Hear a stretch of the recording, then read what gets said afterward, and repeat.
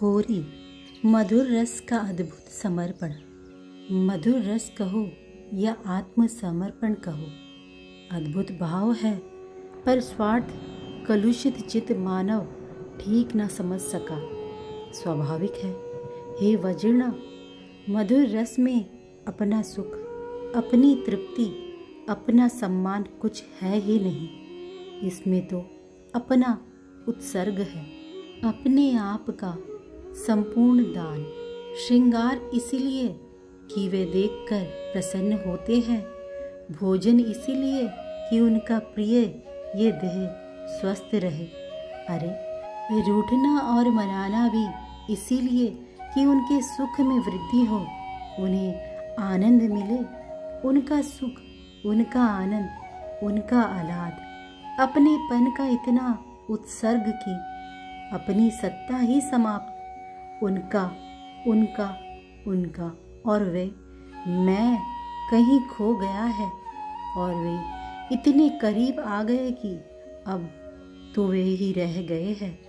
तुम जानते हो वज्रनाभ, ये बरसाना है, मधुर रस का केंद्र, और इस माधुर्य रस की अधिष्ठात्री देवी है श्री राधा रानी। खूब रस बरसा था उस दिन, खूब रंग बरसा था बरसाने में। महर्षि सांडिल्य आज आंखें मूंद कर बोल रहे हैं, मानो उनके हृदय को अभी भी कोई रंग रहा हो अनुराग के रंग से। होरी में क्या होता है, बरसाने वाली श्री राधा रानी रंग बरसाती है। किस पर? कृष्ण पर, फिर प्रसादी सब पर। महर्षि ने समझाया, कौन सा रंग? प्रेम का रंग, अनुराग का रंग। अच्छा वज्रनाभ, एक बात तो बताओ, रंग का अर्थ क्या होता है? फिर स्वयं ही महर्षि रंग का अर्थ बताने लगे। जिससे हृदय रंग जाए उसे ही रंग कहते हैं। पता है बरसाने की होली कैसी होती है? महर्षि बताने लगे। कृष्ण प्रेम का रंग श्री राधा रानी दूसरों पर डालती है, ये इन करुणामयी की कृपा है। फिर कृष्ण श्री राधा प्रेम का रंग दूसरों पर डालते हैं। अब दोनों तरफ से प्रेम का रंग इतना डलता है कि चारों ओर सृष्टि लाल ही हो जाती है। रंग वृष्टि से बादल रंग गए, धीरे धीरे आकाश भी रंग गए। इस तरह संपूर्ण जगत ही रंग गया। बाहर जगत ही नहीं रंगा, अंतर जगत भी अनुराग के रंग से रंग गया। फिर जब अंतर यानी मन, बुद्धि इत्यादि रंग गए, तब तो प्रेम में इहलोक भी रंग गए और परलोक भी रंग गया। सब प्रेममय हो गया।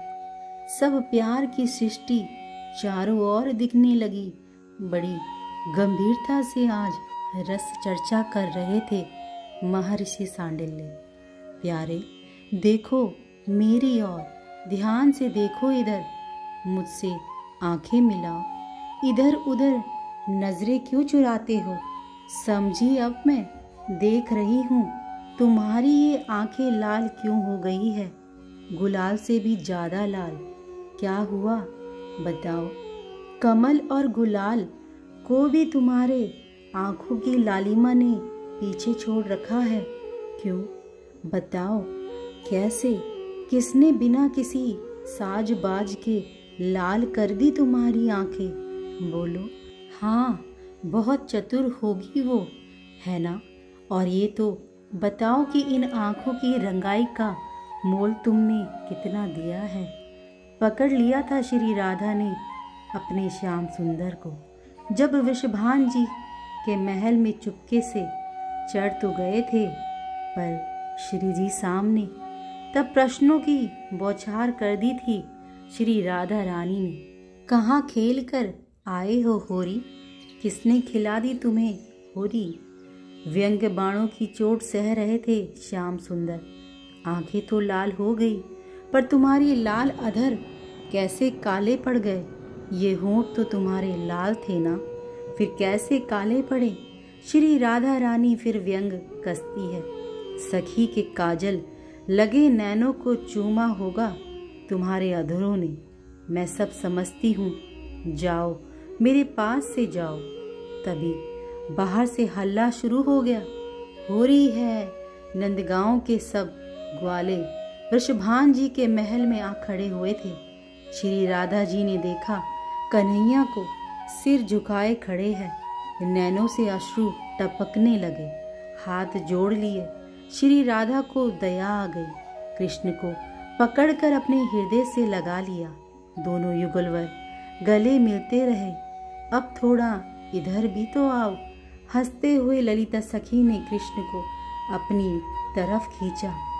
रंग देवी सखी लहंगा फरिया ले आई और बड़े प्रेम से जो पहने हुए थे सब उतार दिया और लहंगा पहना दिया, फरिया पहना दिया, चुनर उड़ा दी, लाल टीका लगा दिया, बेसर लगा दी नाक में, पैरों में पायल, बालों को गूंथ दिया। बड़े सुंदर लग रहे हैं अब तो ये। लो जी, सिंदूर दान भी स्वयं श्री राधा रानी ने किया। कृष्ण की मांग में नजर न लगे। श्री राधा रानी देख रही है बड़े प्रेम से। हो रही है। फिर चिल्लाए सब नंदगांव के ग्वाले, सखियों जाओ तो इस बार इन नंदगांव के ग्वालों को ठीक करके ही आओ। देखो ज्यादा ही उछल रहे हैं ये सब, रंग गुलाल से नहीं मानते ये। ललिता सखी बोली, तो लठ बजाओ इन सब पर। हंसते हुए श्री राधा रानी बोली, बस फिर क्या था। ऊपर से कुछ सखियों ने रंगों की वर्षा कर दी और कुछ नीचे लठ लेकर तैयार। रंग से भीग गए, नहा गए, कोई किसी को पहचान नहीं पा रहा। अबीर उड़ने लगे आकाश में। फूलों की वर्षा रंगों के साथ साथ हो रही है। अब तो पिचकारी लेकर खड़ी है भानु दुलारी। तभी सखियों के पास जाने की जैसे ही कोशिश की ग्वालों ने, सखियों ने लठ बजाने शुरू कर दिए। ग्वाल बाल भागे, पर सखियां भी कहाँ कमजोर थी, वो भी भागी पीछे। हंसते हुए इस प्रसंग को बता रहे थे महर्षि सांडिल्य। पूरे बरसाने में कीच ही कीच मच गई है। केसर की कीच है, चारों ओर पिचकारी की झरी लग गई है और कुछ सखियां लगातार लठ बजा रही है नंदगांव के ग्वालों के ऊपर। भागते जा रहे हैं ग्वाले, अपने आप को बचाते जा रहे हैं। पर ये क्या, श्री राधा रानी अद्भुत सौंदर्य के साथ अपनी अष्ट सखियों के साथ चली जा रही है। नंदगांव दूर नहीं है बरसाने से, पैदल ही चली नंदगांव। पर ग्वालों को इस बार मार मार कर भगाया है इन सखियों ने। लठ से खूब पूजा करी है इनकी। पर अब श्री राधा रानी अपनी सखियों के साथ नंदगांव पहुंची और बड़ी खुश थी। गारी गा रही थी सखियां। नंद भवन के सिंहद्वार पर पहुंची श्री राधिका, गीत गा रही थी सखियां। बड़े प्रेम से गीत गाती हुई पहुंची थी। अरे आओ आओ, पर तुम यहाँ क्यों आई हो? कन्हैया और उनके सखा तो अब बरसाने ही गए हैं ना? ब्रजरानी यशोदा बोली। फिर बोली, आ गई हो तो भीतर आ जाओ। श्री राधा रानी संकोच पूर्वक भीतर आ गई। सखियां भी साथ में थी। क्या खाओगी तुम लोग? ब्रजरानी ने बड़े प्रेम से पूछा। नहीं, आज हम खाने नहीं आई हैं, हम तो आज गाएंगी, नाचेंगी और आपसे फगुआ लेकर जाएंगी। ललिता सखी हंसकर बोली, अब कन्हैया तो है नहीं, मुझ बूढ़ी को नाच दिखा के क्या करोगी? हंसते हुए बैठ गई ब्रजरानी। अच्छा, दिखाओ नाच गाना। ये हमारी सखी है, नई बहू है, बढ़िया नाचती है। ललिता सखी उस नई बहू को दिखाती हुई बोली, ब्रजरानी जी, आपको इसका नाच दिखाने के लिए ही हम यहाँ आई है। चलो नाचो बहू। विशाखा सखी हंसते हुए बोली। सारी सखियां हंस रही थी। उस नई बहू ने नाचना शुरू किया और सखियों ने गाना। नारायण कर तारी बजाए के याहे यसुमति निकट नचावो री। सब गा रही है, ताली बजा रही है, हंस रही है। यशोदा जी ने देखा, ध्यान से देखा, एक बहू नाच रही है, घूंघट करके नाच रही है। इसकी नाच को देखकर लग रहा है इसको मैं जानती हूँ। ब्रजरानी बार बार सोचती है इसको कहीं मैंने देखा है। रहा नहीं गया ब्रजरानी से, पास में गई और जैसे ही घूंघट हटाया, कन्हैया सखी बने नाच रहे हैं। तू यहाँ क्या नाच रहा है?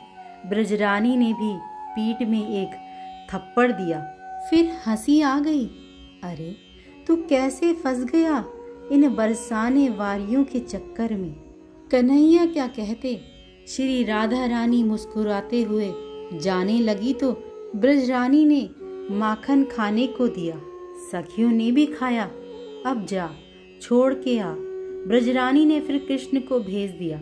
गली में चले गए कृष्ण।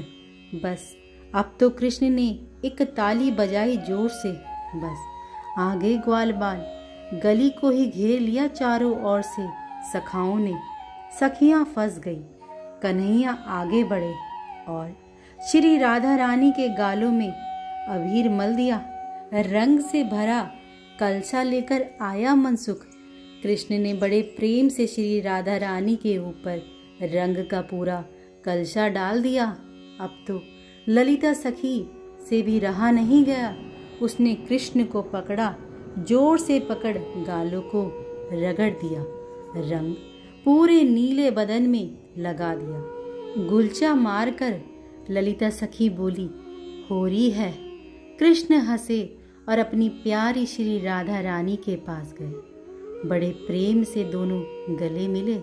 श्याम सुंदर नैनों की भाषा में बहुत कुछ बोले थे अपनी प्रिया से, और उनकी प्रिया भी सब कुछ कह चुकी थी।